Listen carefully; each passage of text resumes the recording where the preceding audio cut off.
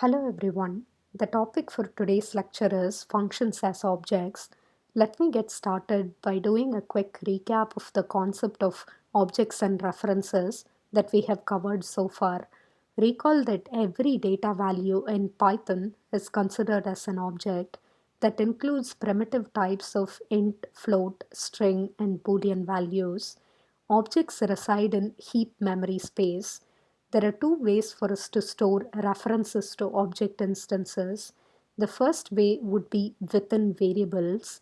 The second way would be within other object instances.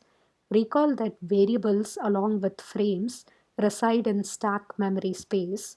As part of today's lecture, I'm going to throw a radical claim at you. The claim states that functions are also objects in Python. If you combine this radical claim along with what you already know about objects and references, you'll be able to tell that variables can store references to function objects.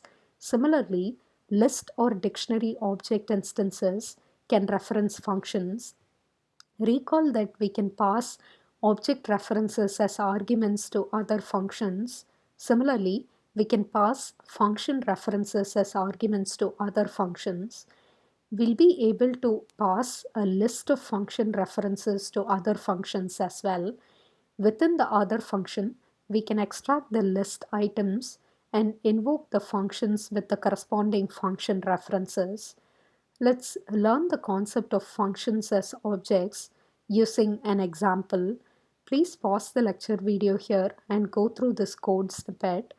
As you go through every line of code, write down your observation about the references and objects that get created by that particular line of code. See if you're able to identify which line of code is radically different from what we have covered so far. Let me go through this code snippet. Line number 1 is creating a list object instance, which is storing three integer object instances as items. It is adding a reference to the list object instance into the variable x. The visualization for this line of code is going to look like this. We'll be drawing the list object instance box within the heap memory space. For simplicity, we are displaying the integer object instances of 1, 2, and 3 directly within the boxes for the list object instance instead of using arrows.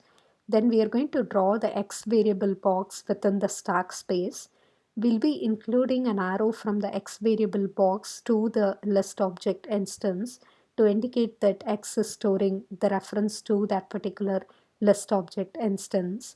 Line 2 is saying y equal to x. Recall that this creates a reference copy. We are going to draw an arrow from the y variable box to the same list object instance. Line number 3 is defining a function.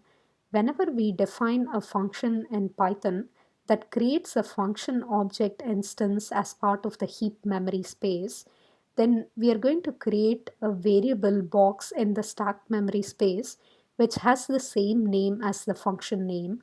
We'll be adding an arrow from that variable box to the function object instance that we just created within the heap space. What exactly this visualization implies is that f is now storing a reference to this particular function object instance. Recall that Python tutor always displays this visualization. So far we have been ignoring it. We'll be learning all about this visualization as part of today's lecture. If you were thinking the next line of code is the one which is radically different, then you had the correct answer to my question. Why is that the case?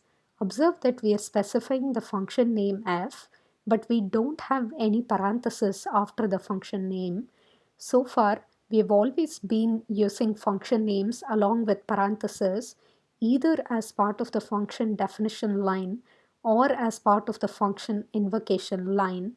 So what exactly is this line of code g equal to f doing?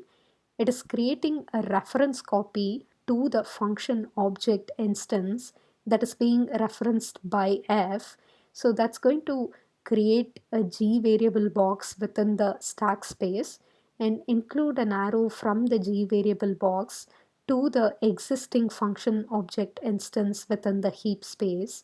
This particular line of code implies that we are creating two different names for the exact same function, which is represented by this function object instance. Both f and g are storing references to the same function object instance. There is nothing new about the next line of code. We are simply invoking the function f and capturing the return value within the variable z.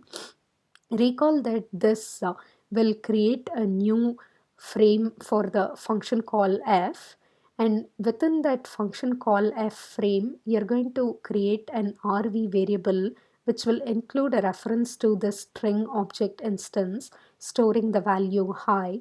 Once the function call execution completes, you're going to get rid of the entire function call frame, and you'll be returning a reference to this particular string object instance, which is going to get stored within the variable z.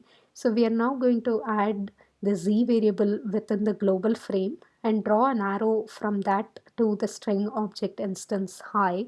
For simplicity, I did not show the function call f frame as part of this visualization diagram, but you can imagine drawing that along with the global frame. The diagram only shows the contents of the global frame here. So how can we use this particular function reference that we just created? Let's say that we want to invoke the function f. If we say z equal to f open parenthesis close parenthesis, or z equal to g open parenthesis close parenthesis, both are going to do the exact same thing. That's because both f and g are storing references to this particular function object instance here. Let's talk about the similarity and differences between the lines of code in this code snippet. Line number 1 is very similar to line number 3. That's because both of these lines are creating object instances. Line number 1 is creating a list object instance, whereas line number 3 is creating a function object instance. Line number 2 and line number 5 are very similar. That's because both are creating reference copy. Line number 2 is creating a reference copy of the list object instance. Line number 5 is creating a reference copy of the function object instance. Line number 5 and line number 6 are radically different. That's because line number 5 is creating a reference copy for the function object instance, whereas in line number 6 we are actually invoking the function. The difference comes in terms of the presence or absence of parentheses. If you have parentheses after the function name, you're invoking the function. If you do not have the parentheses after the function name, you're creating a copy of the reference that is storing, the variable that is storing the reference of that particular function object instance. I'll wrap up this video here. Between this video and the next video, please launch Python Tutor so that you can follow along with the demo problem.